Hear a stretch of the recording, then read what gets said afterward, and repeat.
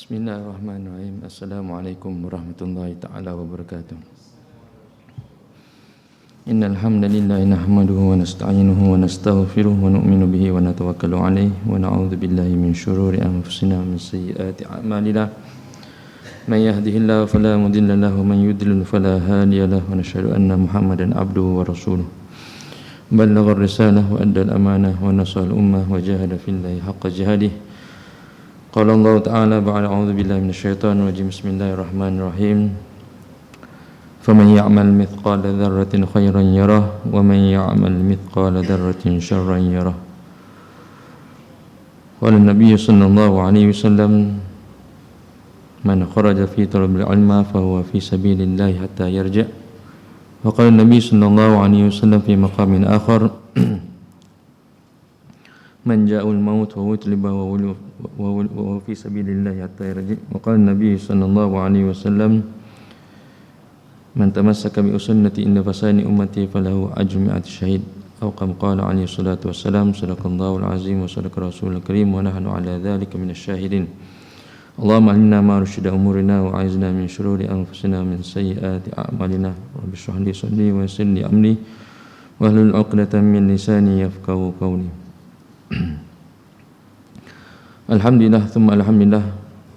Sedang jemaah yang dikasihi oleh Allah SWT, mari kita sama-sama memanjatkan kesyukuran kita kepada Allah SWT dengan kurniaan dia bersama kita dapat duduk dalam satu majlis yang memuji dan memuji Allah SWT, mensalawati baginda Rasulullah SAW. Tidak ada majlis yang lebih mulia di sisi Allah daripada mana-mana majlis di muka bumi Allah Subhanahu Wa Taala ini, kecuali mana-mana majlis yang ada memuji dan memuji Allah dan mensalawati baginda Rasulullah sallallahu alaihi wasallam. Intizarus salatun, penantian kita, menunggunya kita akan satu solat dengan solat yang lain, maka dikira sebagai kita sedang melaksanakan solat. Pahala berterusan. Walaupun tempoh masanya 40 minit, 45 minit, tuan-tuan Allah SWT, di antara maghrib dan isyak, tak semua manusia, tidak semua hamba-hamba Allah SWT yang mampu untuk bersalawat, yang mampu untuk bersolat berterusan sehingga bertemu dengan waktu solat isyak.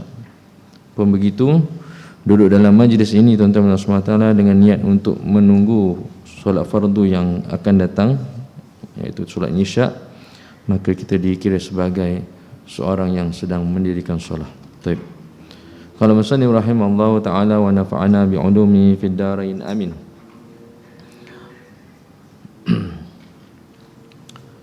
Adab sebelum berpergian dan tatkala datang daripada berpergian. Sambungan daripada yang musannif telah karangkan untuk kita tuan-tuan semua, bab yang ke-21, adab bermusafir ataupun adab keluar daripada rumah, sehingga adab itu tuan-tuan Allah SWT sampai ke penghujungnya, iaitu kembali kepada tempat tinggal kita ataupun rumah kita.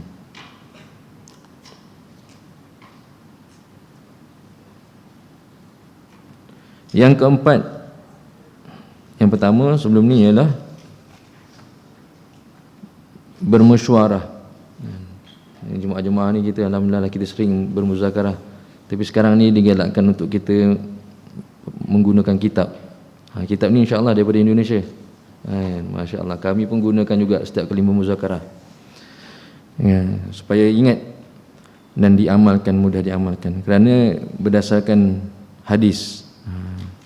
Kadang-kadang masyayikh kita minta kita suruh hafal hadis-hadis tersebut supaya mantap dalam amalan kehidupan kita. Baik, yang pertama ialah bermesyuarah sebelum kita bermusafir. Yang kedua, mempunyai teman yang soleh ketika berpergian. Ini kalau ada temannya tapi yang jenis tidak soleh, asal nak keluar daripada rumahnya, berjauhan daripada keluarga, tidak diketahui oleh pasangan hidupnya, tidak diketahui oleh anak di dalam rumah, maka bermula dia bermusafir, terus dia melakukan segala jenis maksiat yang tak pernah dilakukan di dalam rumahnya. Maka yang teman yang seperti ini tak perlulah bersama. Kita bersama yang soleh-soleh. Kerana kita dalam bermusafir tadi, pandangan Allah SWT tertumpu kepada kita. Sebab itu musafir ni satu masyaqqah ataupun satu azab yang kecil. Sayyidina Umar radhiyallahu anhu beritahu bahawasanya, jika kamu hendak melihat seseorang itu perangai sebenarnya, lihatlah pada waktu dia bermusafir. Nak tengok baran tak baran dia, bukan di rumah, waktu dia bermusafir. Kalau kita bermusafir, macam-macam perangai yang keluar. Kadang-kadang bukan satu hari, kadang tempoh masa yang lama, lagi-lagi 40 hari kan. Semuanya keluar tuan-tuan SWT. Ini memang yang diberitahu. Sebab itu ada masyayikh beritahu, satu ketika seorang masyayikh didatangi oleh seorang anak muridnya yang ingin meminang anak tuan gurunya. Jadi tuan guru kata, nak meminang anak aku boleh, jom ikut, mari bersama kita bermusafir. Dia tak cakap tak boleh, tapi ujiannya, tes dia, peperiksaannya ialah bersama tuan guru dalam bermusafir. Pada ketika itu baru kita tahu dia ni sifatnya bagaimana. Kerana waktu bermusafir berbagai-bagai rintangan, kesusahan, kepayahan. Jadi mereka yang imannya teguh, mantap dan berakhlak benar-benar dengan akhlak yang mulia, insya-Allah dia akan melepasi rintangan tersebut, azab tersebut. Jadi yang terbaiknya dalam bermusafir jemaah kita ialah teman-teman yang soleh. Jikalau ada lah yang peluang untuk dua kumpulan, satu kumpulan yang soleh, satu lagi kumpulan yang tidak soleh. Jika ada peluang untuk bersama yang soleh, maka perlu terus tukar. Tapi kalau tidak ada yang peluang, maknanya memang ada satu jemaah saja, satu rakan saja yang tak soleh, kita perlu bersama dia supaya mereka tidak melakukan maksiat. Kerana ada setengah suasana keadaan yang mana kita boleh mengesani suasana tersebut, rakan tersebut. Kita gunalah secara segala jenis kepakaran, kepandaian dan hikmah untuk supaya sahabat kita tidak melakukan maksiat. Yang seterusnya, yang ketiga, menjadikan atau memilih salah satu daripada temannya sebagai pemimpin atau dalam berpergian. Kena ada ketuanya, kena ada amirnya. Jika tidak, maka jemaah tersebut satunya tidak ada bantuan di sisi Allah Subhanahu Wa Taala. Yadullahi ala, tangan Allah SWT, bantuan Allah SWT di atas jemaah. Jemaah yang bagaimana? Yang ada ketuanya. Kalau kita bermusafir, kalau kita berjemaah, kalau kita keluar daripada rumah kita, mesti ada ketuanya. Lantiklah di antaranya untuk menjadi ketua. Yang keempat untuk malam ini ialah tidak membawa anjing. Berdasarkan sabda Rasulullah sallallahu alaihi wasallam, man amsaka kalban fa innahu yanqusu kulla yawmin min amalihi qiratun illa kalba harthin aw masyiyatin, rawahu Bukhari. Barang siapa yang memegang, yakni membawa anjing, maka sesungguhnya anjing tersebut akan menjadi sebab berkurangnya pahala amalannya. Pada setiap harinya pahalanya dikurangi satu qirat, iaitu seukuran satu gunung Uhud, kecuali anjing untuk penjagaan tanaman atau penjagaan haiwan, maka ianya diperbolehkan. Hadis riwayat Imam Bukhari. Dalam Islam, anjing ni yang sering disebut dalam kitab fiqh, di dalam adab-adab lah, anjing-anjing yang telah terlatih. Anjing yang telah terlatih. Jadi semua binatang adalah mulia tuan-tuan yang SWT kerana ciptaan Allah Subhanahu Wa Taala. Tetapi dalam ibadah kita, dalam bermusafirnya kita, diharuskan sebenarnya anjing tersebut, tetapi kalau ianya adalah anjing yang terlatih. Kalau anjing yang liar, kalau boleh tak perlu bersamalah. Salah satu yang perlu kita khawatiri ialah kerana kita tak tahu kesucian tubuh badan kita. kesucian pakaian kita. Kerana kita perlu sering dalam keadaan suci. Suci perlu. Selagi mana kita tak berhadas besar, maka kita kena memastikan diri kita dalam keadaan suci, terhindar daripada perkara-perkara yang kotor. Apabila kita berada dalam keadaan suci, bersih, menjauhi perkara-perkara yang tidak disukai oleh para malaikat, maka malaikat bersama dengan kita. Dan sebab itu Nabi SAW telah meninggalkan memakan bawang yang mentah. Bermula Nabi SAW diberitahu bahawasanya Nabi berhijrah daripada kota Mekah ke Madinah sampai di rumah seorang sahabat, Abu Ayyub Ansari, bahawasanya diberitahu bahawasanya Abu Ayyub Ansari asalnya ada sering di dalam rumahnya ada bawang. Apabila Nabi SAW 7 bulan bersama menjadi tetamu Abu Ayyub Ansari, Nabi beritahu bahawasanya aku meninggalkan makan benda tersebut ataupun bau-bauan kerana sering didatangi oleh para malaikat. Malaikat tidak akan bersama dan tidak menyukainya, maka aku tinggal. Dan bermula pada hari itu juga Abu Ayyub Ansari radhiyallahu anhu telah meninggalkan, seisi keluarganya meninggalkan makan benda-benda yang bau ini. Kerana sering bersama malaikat. Jadi kalau kita tubuh badan kita suci, bersih, menyebabkan sukanya para malaikat berdamping dengan kita tentang Allah SWT, maka sifat kemalaikatan itu pun wujud di dalam diri kita. Kalau kita sering dalam keadaan bau-bau yang tidak menyenangkan tentang Allah SWT, salah satunya malaikat juga, anjing juga. Anjing juga adalah benda yang perlu kita hindari daripada kehidupan kita. Maksudnya kalau ianya tidak perlu sebagai anjing yang boleh menjaga tanaman, maka tak perlu kita berdamping dengannya.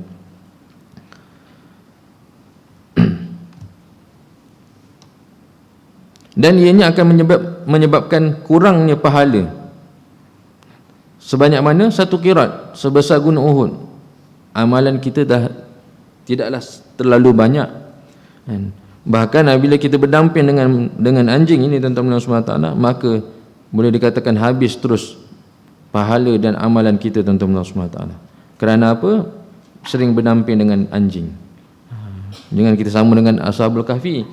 Kita syariat lain tentang Allah SWT. Ashabul Kahfi mungkin pada ketika itu syariat dia memang tidak ada najisnya tentang Allah SWT. Tapi untuk kita, maka telah datang hadis Nabi SAW perlu sering menjauhi tentang Allah SWT. Baik. Yang kelima, bagi seorang perempuan maka janganlah berpergian kecuali bersama mahramnya, kecuali jika sangat darurat, maka diperbolehkan. Berdasarkan sabda Rasulullah SAW, la yahillu limra'atin tu'minu billah wal yawmil akhir tusafiru masirata yaumin wa lailatin illa ma'adhi mahramin 'alaiha, muttafaqun alaih. Hadis riwayat Imam Bukhari.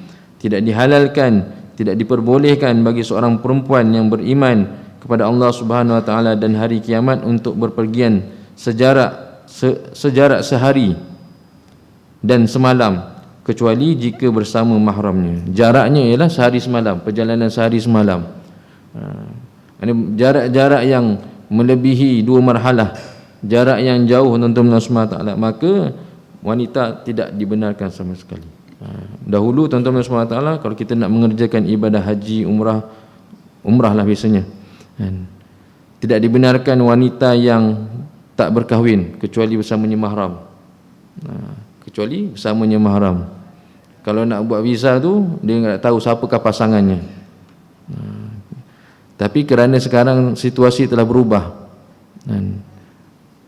visa yang di-apply itu bukan visa umrah, visa pelancong. Jadi tak ada syarat tersebut, walaupun untuk mengerjakan ibadah umrah.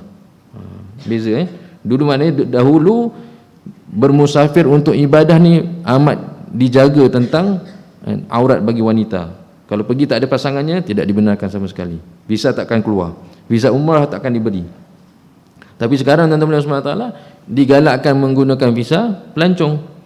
Jadi tidak ada masalah wanita yang berpergian tanpa mahram. Tak kahwin pun boleh. Dia tak tanya dah sekarang. Kerana visa tu tak ada kena-mena dengan mahram. Ternyata tuan-tuan SWT bukan masalah visa tersebut tentunya, tetapi manusia telah melonggarkan perkara-perkara yang diketatkan oleh Allah SWT. Dia tak boleh yang ini, dia usaha yang ini. Dia menyamakan ibadah tu dengan pelancongan yang lain, walaupun ke Baitullahil Haram disamakan. Jadi tuan-tuan Allah SWT itu bergantung kepada keimanan masing-masing.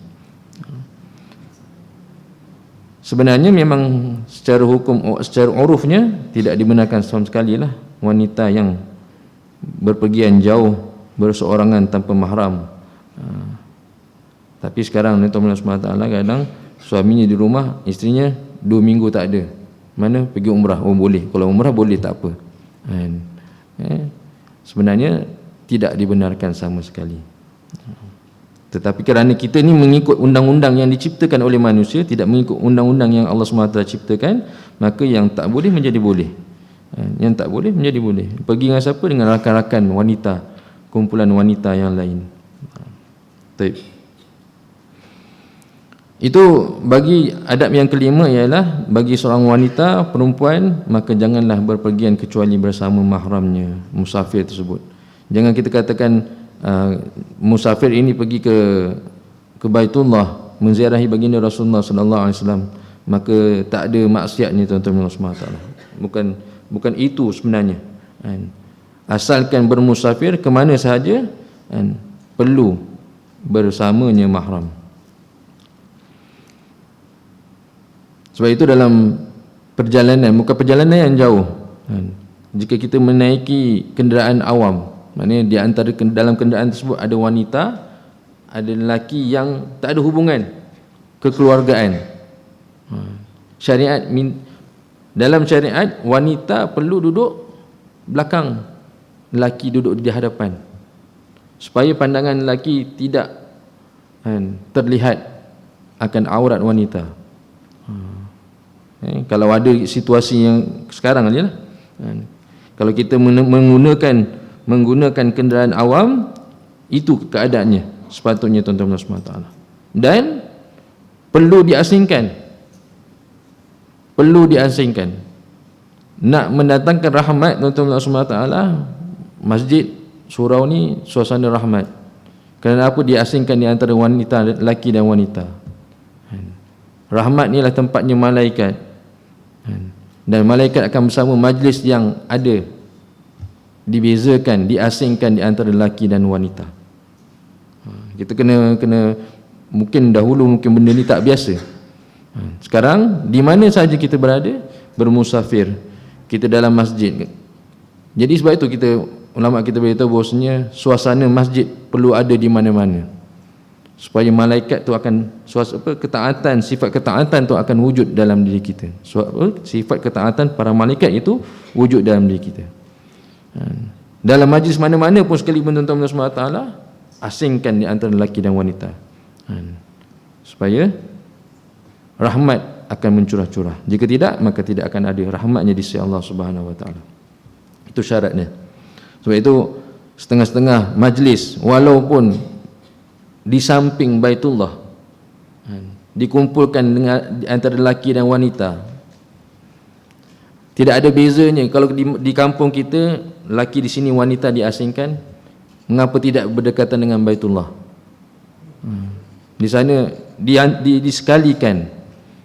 Sebab tu kalau kita boleh minta ayah-ayah, ibu-ibu asingkan sekejap saja. Mungkin majlisnya 5 minit, 15 minit, sekejap kemudian.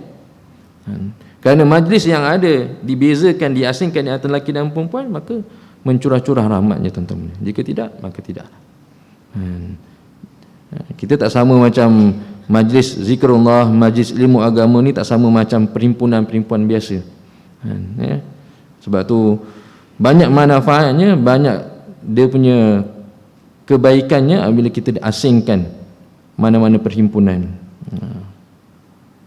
Begitu juga mungkin sekarang ni susah lah sekolah-sekolah ni dulu ada sekolah agama yang diasingkan, ada manfaatnya, memang ada manfaatnya, tak dinafikan.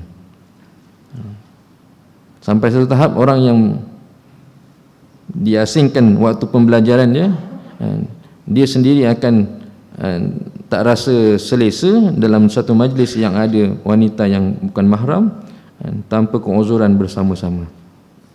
Baik. Seterusnya. Yang keenam, berpergianlah pada hari Khamis pagi jika berkemungkinan, kerana hari Khamis merupakan hari yang penuh dengan keberkahan berkat doa Nabi Muhammad sallallahu alaihi wasallam berdasarkan sabdaan Rasulullah sallallahu alaihi wasallam, Allahumma barik li ummati fi bukuriha yaumal khamis, rawahu Ibnu Majah. Ya Allah, berkahilah umatku pada paginya, iaitu hari Khamis. Hadis riwayat Imam Ibnu Majah.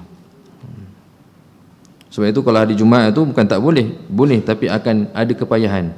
Dalam kitab fiqh sendiri beritahu bahawasanya kalau kita nak bermusafir dan dibezakan di antara orang yang nak solat Jumaat ataupun tidak mendirikan solat Jumaat, perlu keluar awal, perlu keluar lewat. Jadi ada kesedikit kepayahan pada hari Jumaat. Jadi diawalkan, maka keberkahan tu ada pada hari yang sebelumnya, iaitu pada hari yang Khamis, jika boleh. Berdasarkan hadis an Ka'b bin Malik anna Nabiy sallallahu alaihi wasallam kharaja fi ghazwati Tabuk yaumal khamis wa kana yuhibbu an yakhruja yaumal khamis, muttafaqun alaih. Hadis riwayat Imam Bukhari dan Muslim, sahih, dari sahabat Ka'b bin Malik, sesungguhnya Nabi sallallahu alaihi wasallam keluar menuju peperangan Tabuk pada hari Khamis dan beliau senang keluar bepergian pada hari Khamis. Hadis riwayat Imam Bukhari Muslim. Kalau kita diberi pilihan, ada pilihan di antara hari-hari tersebut, maka pergi keluarlah daripada rumah kita, bermusafirlah pada hari Khamis. Yang ketujuh, membaca doa bepergian. Yang ini juga kita sering, mungkin sebelum ni, subhanallazi sakhkhara lana hadza wa ma kunna lahu muqrinin. Itu yang biasa, kadang-kadang yang kanak-kanak sekolah tadika pun dah boleh. Sekarang kita tambahkan doa yang agak panjang berdasarkan hadis Nabi sallallahu alaihi wasallam.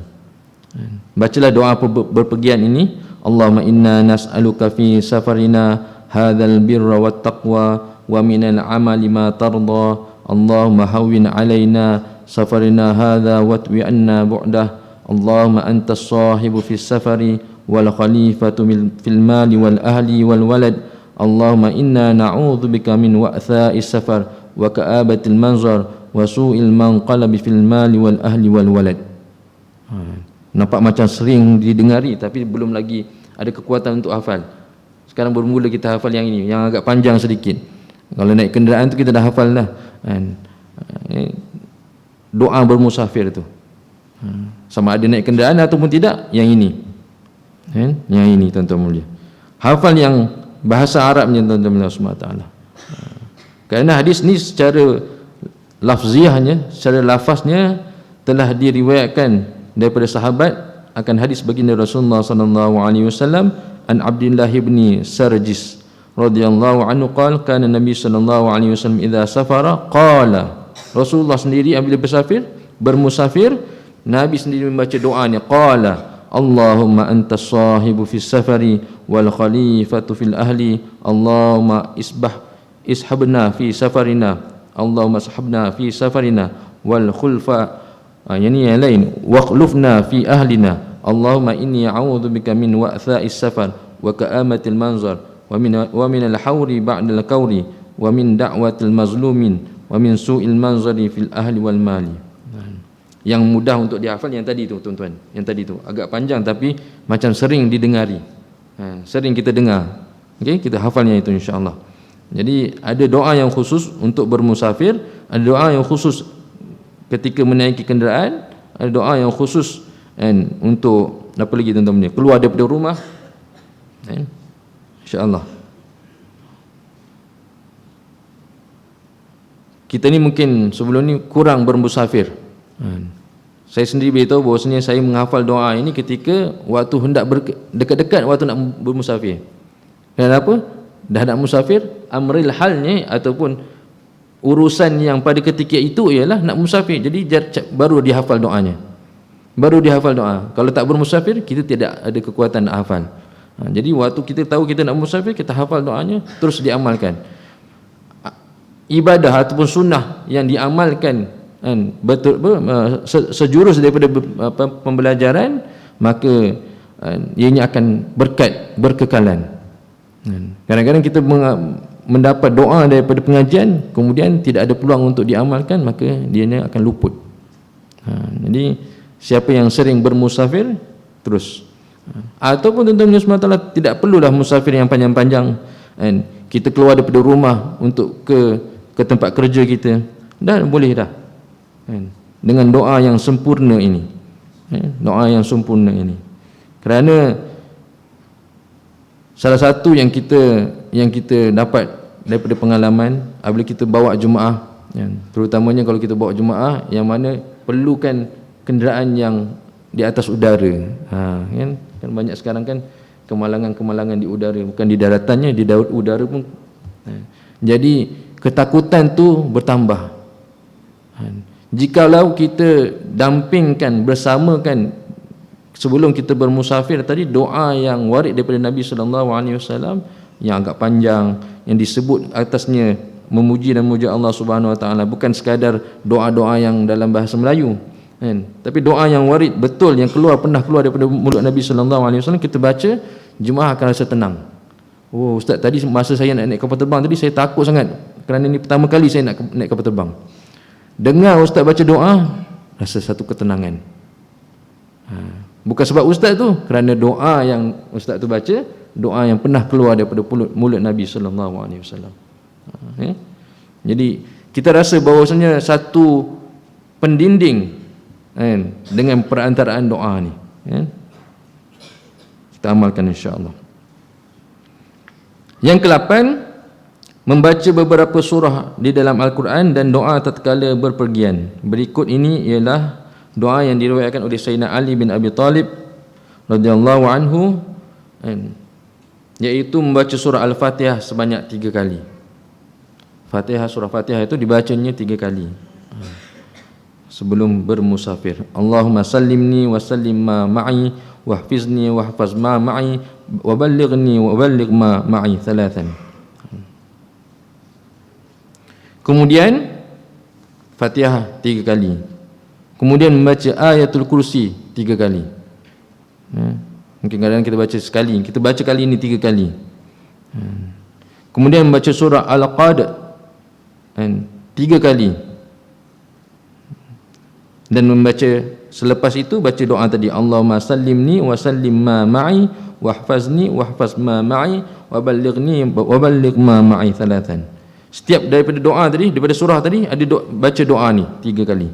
Pertama Fatihah 3 kali, lepas tu baca doa tadi, Allahumma sallimni ma ma'i wahfizni wahfiz ma ma'i wa ballighni wa balligh ma ma'i 3 kali. Kemudian baca ayatul kursi 3 kali. Kemudian baca inna anzalnahu fi lailatul qadr 3 kali. Baca doa tu lagi. Kemudian baca surah Al-Ikhlas 3 kali. Banyak tu tuan-tuan. Bila nak bermusafir ni, beramal dulu baru bermusafir. Dengan doa-doa ni, dengan surah-surah ni tuan-tuan mulia, kita baca tuan-tuan mulia. Ingat balik supaya kita dapat amal. Pertama Fatihah 3 kali, kemudian Allahumma sallimni ma ma'i wahfizni wahfaz ma ma'i wa ballighni wa balligh ma ma'i 3 kali. Kemudian surah ayatul kursi 3 kali, baca balik doa tadi 3 kali. Kemudian inna anzalna 3 kali, baca balik doa tadi 3 kali. Kemudian surah Al-Ikhlas 3 kali, dan diakhiri dengan doa tadi, Allahumma sallimni ma ma'i wahfizni wahfaz ma ma'i wa ballighni wa balligh ma ma'i. Anak-anak ni mudah nak hafal. Doa pendek kan. Lebih kurang macam doa makan je tuan-tuan. Yang ke-9, ketika telah sampai di tempat yang dituju, kota yang dituju, maka dianjurkan untuk membaca doa berikut ini. Sampai di tempat yang destinasi yang kita nak sampai itu dah sampai, bacalah doa yang panjang ini tuan-tuan. La ilaha illallah wahdahu la syarikalah lahul mulku wa lahul hamdu yuhyi wa yumit wa huwa hayyun la yamut biyadil khair wa huwa ala kulli syai'in qadir. Ibuna. Taib. Yang pertama tu itu adalah lebih kurang doa masuk pasar. Kemudian aibuna taibuna abiduna sajiduna li rabbina hamidun Allahumma rabbas samawati was-sab'i wa ma azlalna wa rabbal ardina sab'i wa ma aqlalna wa rabbasy syayatin wa ma adlalna wa rabbar riyah wa ma dharayna as'aluka khaira hadhil balad wa khaira ma fiha wa khaira ahliha wa khaira ma jabaltaha wa jabaltahum alaihi wa a'udzu bika min syarri hadhil baladah wa syarri ma fiha wa syarri ahliha wa syarri ma jabaltaha wa jabaltahum alaihim Allahumma habbibni ila ahliha wa habbib salih ahliya ilaina wa Allahumma rzuqni. Ayat ini doa masuk kampung. Allahumma barik lana, tapi sebahagian saja di sini. Doa masuk kampung apa? Allahumma barikna fiha, Allahumma barikna fiha, Allahumma barikna fiha, Allahumma rzuqna janaha wa habib salih ahliya ilaina, kan? Itu sebahagian doanya ada di sini. Allahumma rzuqni janaha wa a'idni min wabaha, Allahumma ij'al li biha qararan wa rizqan hasanan. Rabbi adkhilni mudkhala sidqin wa akhrijni mukhraja sidqin waj'al li min ladunka sultanan nasira. Rabbi anzilni munzalan mubarakan wa anta khairul munzalin. Bila dah sampai ke tempat yang dituju, itu doanya yang agak panjang. Yang biasa kita amalkan ialah bila memasuki satu kampung ataupun memasuki mana-mana bandar, masuki perkampungan orang lain, kita baca doa masuk kampung lah. Allahumma barikna fiha, Allahumma barik lana fiha, Allahumma barikna fiha, Allahumma rzuqna janaha wa habib salihi ahliya ilaina, kan? Doa yang biasa kita dengar. Yang ke-10, solat sunat safar, kan? Maknanya yang ini 2 rakaat sebelum bermusafir. Dan solat ni tidak boleh dilaksanakan waktu yang haram. Maknanya kalau kita nak pergi selepas subuh, solat ni tak dapat nak dilaksanakan. Bila nak buat solat ni? Sebelum subuh lah, kan? Sebelum subuh solat 2 rakaat, kan? Kemudian iaitu solat sunat safar, kemudian pergi. Kerana solat sunat safar ni sebabnya adalah terkemudian. Jadi kerana itu ianya tidak boleh dilaksanakan waktu haram, waktu yang tidak dibenarkan solat. Waktu awal pagi lepas solat subuh, waktu ketiga matahari di tengah-tengah, dan waktu selepas asar yang hampir kepada waktu maghrib, maka solat ini tidak boleh dilaksanakan. Tapi boleh tak waktu yang lain? Boleh. Kalau contoh kata bermusafirnya kita selepas solat subuh, jadi sebelum subuh solat ini dilaksanakan. Bermusafir kita jam 12 tengah hari, sebelum itu jam 11, jam 10 dah dilaksanakan. Musafir kita sebelum maghrib, waktu tu waktu sunat yang tak dibolehkan solat, termasuklah solat musafir ni. Jadi solatlah sebelum asar dan bermusafirlah selepas asar ataupun sebelum maghrib. Tuan-tuan SWT, tetap boleh dilaksanakan. Solat sunat safar berpergian 2 rakaat. Dianjurkan pada rakaat pertama membaca surah Al-Kafirun dan pada rakaat kedua membaca surah Al-Ikhlas. Kemudian setelah salam dari solat, maka bacalah ayatul kursi dan surah Al-Quraisy. Selepas salam daripada solat tadi, bagi salam baca ayatul kursi dan surah Al-Quraisy. Kemudian bacalah Allahumma bika asta'inu alaika atawakkal, Allahumma dhallil li su'ubatan amri wa sahil alayya masyaqqata safari warzuqni minal khair akthar mimma atlub. Ni doanya. Tapi sekurang-kurangnya tuan-tuan SWT, dalam solat bermusafir dianjurkan solat rakaat yang pertama Qul ya ayyuhal kafirun, rakaat kedua surah Al-Ikhlas. Lepas salam bacalah surah ayatul kursi dan li'ila fi Quraisy.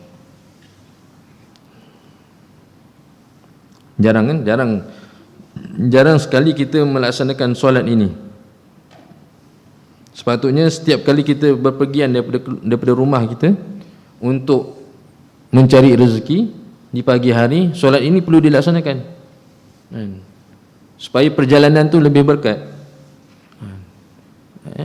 Bila nak laksanakannya? Lepas subuh tak boleh, sebelum subuh dah boleh. Tuan-tuan Allah SWT, jadi kita amalkan insya-Allah.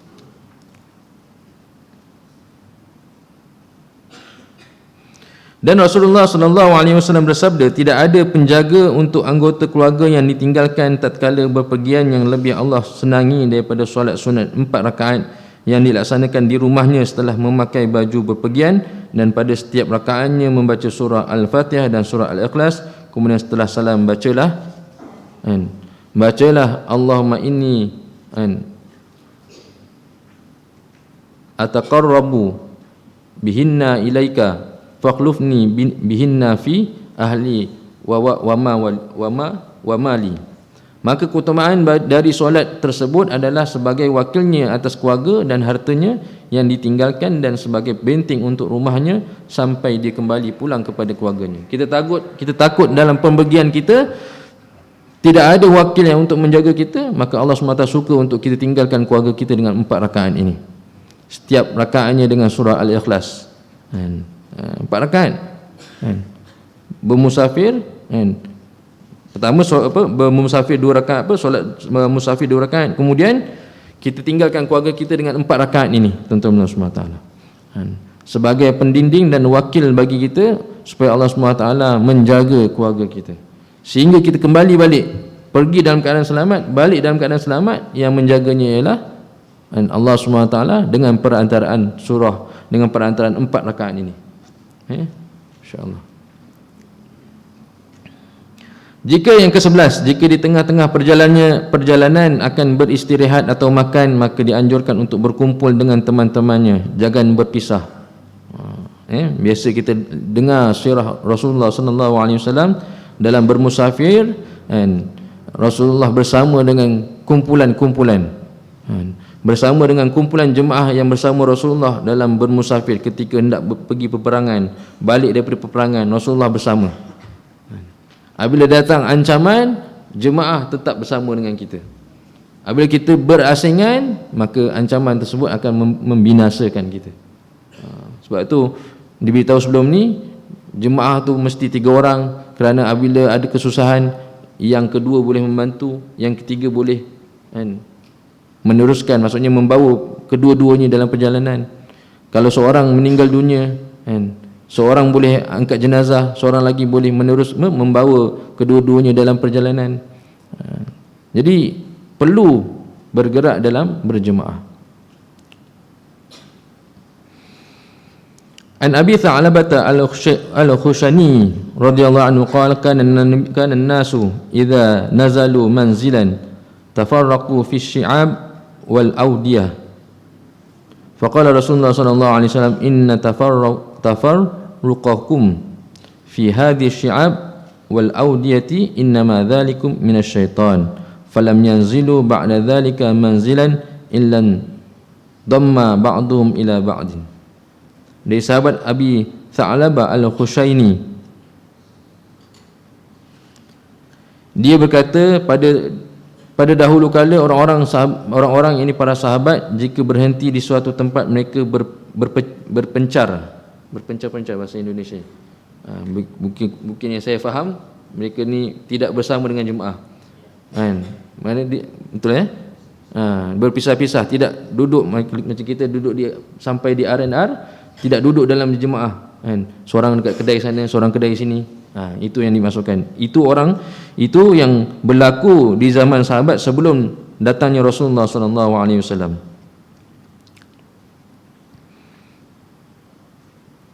Bahkan Rasulullah sahabat ni beritahu, sebelum datangnya Rasulullah sallallahu alaihi wasallam, apabila mereka bermusafir singgah di satu tempat, mereka berpisah di suatu lembah dan bukit. Ada yang duduk dalam lembah, ada yang duduk atas bukit. Begitu sekali jauhnya. Mereka berselerak apabila mereka sampai di satu tempat. Maka Rasulullah SAW berkata, sesungguhnya perpisahan kalian tatkala di bukit dan lembah itu adalah dari syaitan. Maknanya tadi dah berjemaah bersamanya, yadullah al jemaah, bantuan Allah SWT bersama jemaah. Tetapi sampai satu tempat, mungkin kerana hajat masing-masing berbeza, mereka berpecah. Kamu ke sana cari makanan, kamu ke sana. Itu amalan yang tak betul lah. Amalan yang tak betul, berpisah-pisah. Kerana yang keadaan yang seperti itu, yang Nabi beritahu bahawasanya ianya adalah daripada syaitan. Kemudian setelah kejadian tersebut, maka para sahabat tidak berpisah-pisah lagi. Jika mereka beristirahat di satu tempat, akan tetapi mereka saling berkumpul. Hadis riwayat Imam Abu Dawud. Berkumpul di mana-mana berjemaah tu berkumpul.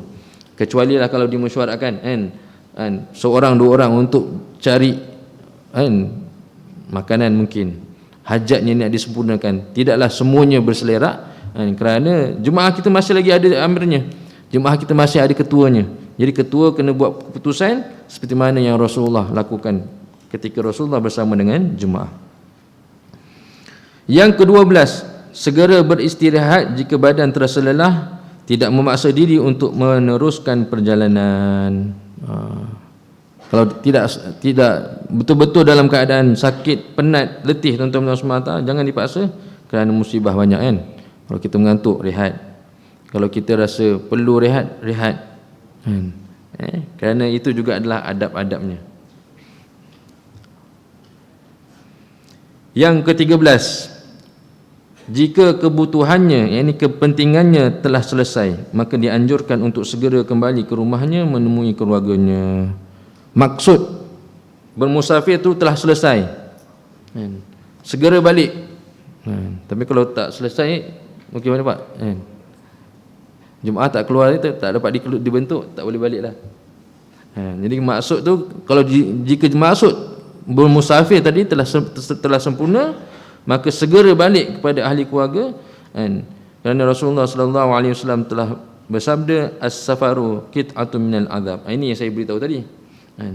Yamna'u ahadukum ta'amahu wa syarabahu wa naumahu fa idza qada ahadukum matahu min safari falyu'ajjil ila ahli, muttafaqun alaih.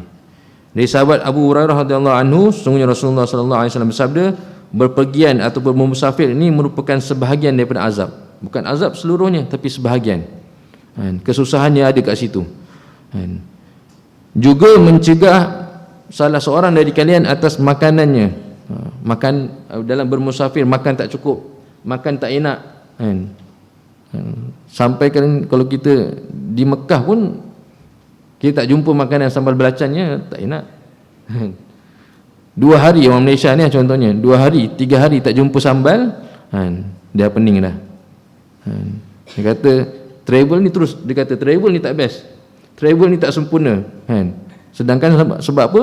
Makannya tak jumpa cili, tak jumpa sambal namanya, dia tak seronok. Jadi makanan ni tak sempurna. Apa yang kita hajati waktu bermusafir tak dapat nak ditunaikan, apa yang ada je.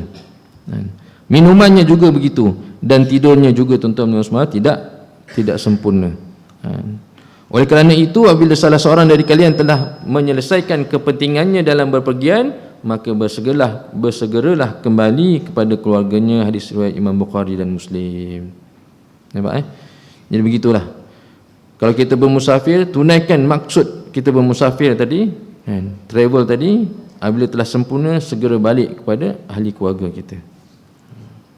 Kerana Rasulullah sallallahu alaihi wasallam beritahu, bermusafir itu ataupun dalam perjalanan yang jauh, di situ ada qit'atul azab, sebahagian daripada azab. Sebahagian. Kalau orang tak cukup iman yang kuat, sering melatah, sering mengeluh, dia akan marah, sering marah pada ketika dalam keadaan bermusafir. Yang seterusnya, ke-14, mempelajari hukum solat jamak dan qasar sebelum memulai berpergian. Jemaah pun biasanya ada muzakarah, betul tak tuan? Ada muzakarah, belajar. Jadi selagi mana kita tak tahu tentang solat jamak dan qasar ni tuan-tuan, maka susahlah. Tak apa ustaz, saya bermusafir memang saya tak jamak tak qasar. Bukan masalah kita boleh meninggalkan jamak qasar dan solat sempurna.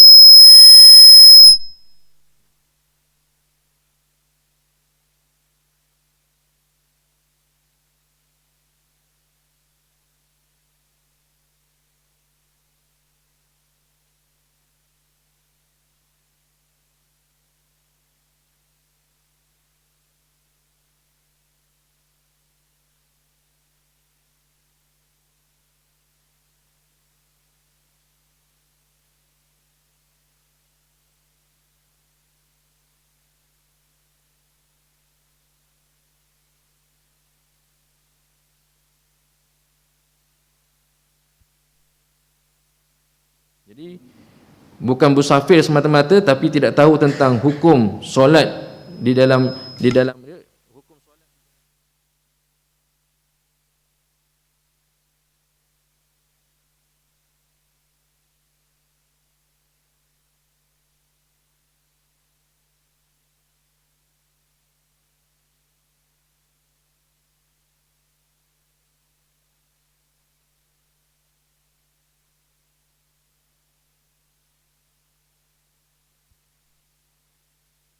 kenderaan. Apabila kita bermusafir dengan berkenderaan, ada kelonggaran. Solat tu wajib ke atas kita. Ada kelonggarannya jika kita ketahui. Termasuk jugalah kepentingan bermuzakarah tentang solat jamak dan qasar. Kalau boleh kita tentang jamak dan qasar ni kita dah master dah tak ada soalan-soalan dah. Ustaz, macam mana Ustaz? Biasanya soalan-soalannya melalui WhatsApp ni. Ustaz, saya daripada sini pergi sini. Waktu tu dia kat mana? Bukan di kampung. Waktu tu dia dekat tempat dia musafir.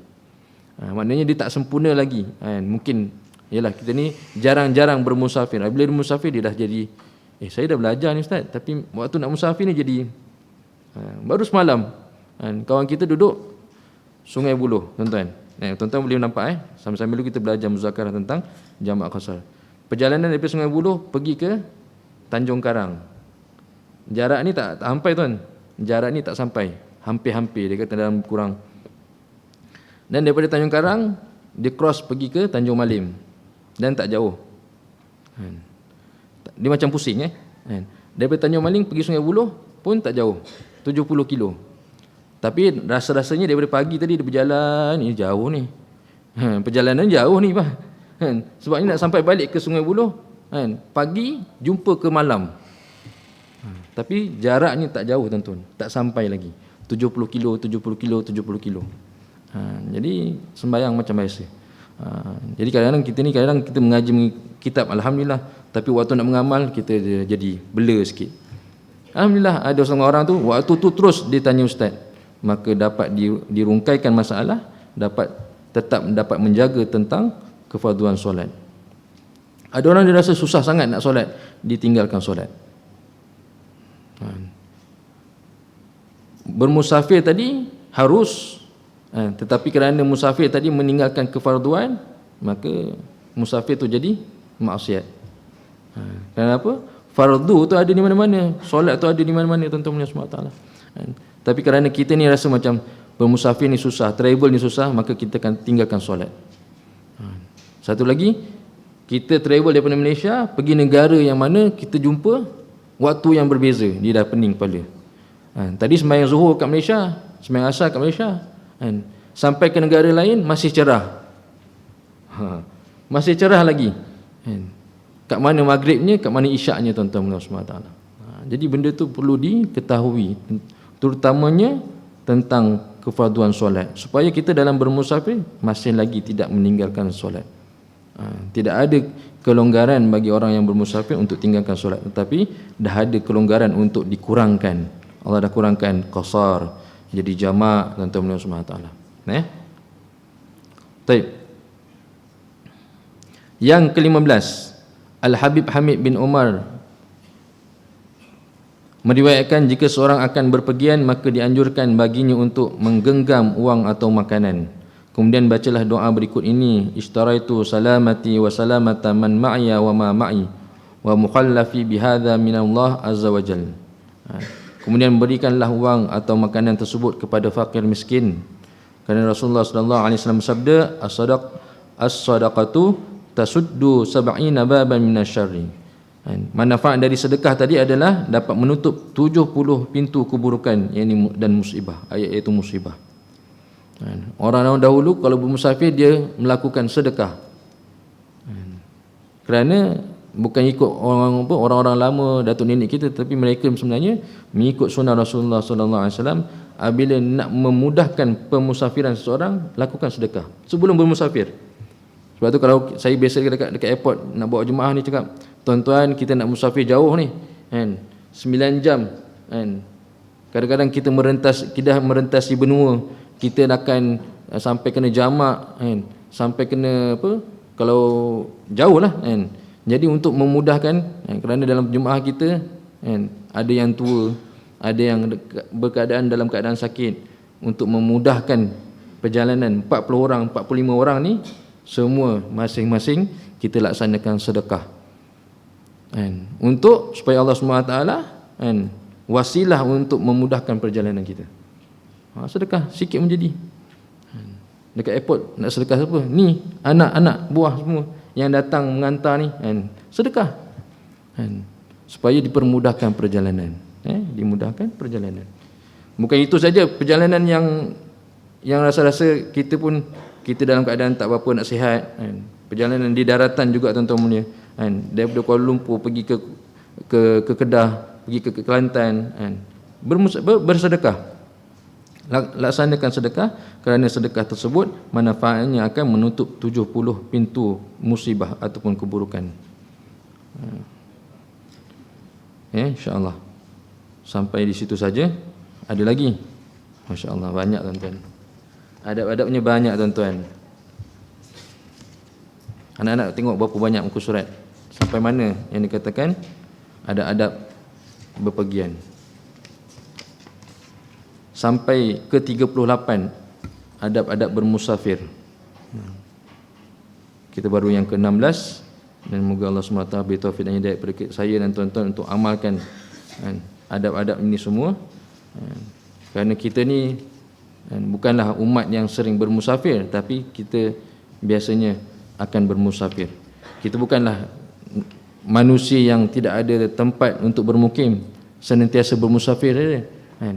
Tidak juga, kita ada tempat bermukim, tapi kita kadang-kadang memilih untuk bermusafir.